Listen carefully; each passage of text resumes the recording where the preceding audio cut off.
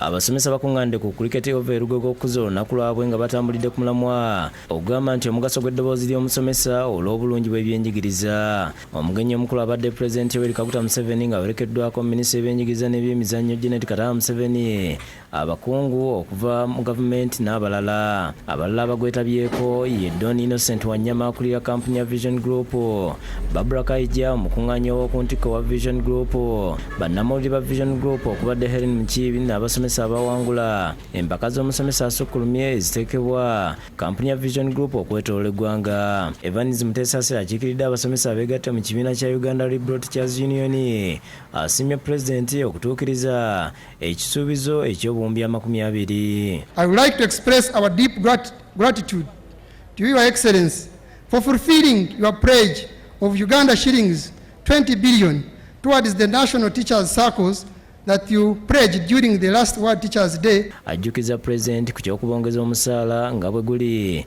ku bannaabwe abasayansi. Salary harmonization for all teachers remains a critical issue to consider. President ensonga y'okwongeza emisaala agitandikidde mu kubajjukiza nti mu biseera by'entalo nabo tebalina mmere nnyingi naye abo abaakuumanga enkambi baasobolanga okulya ne bakkuta.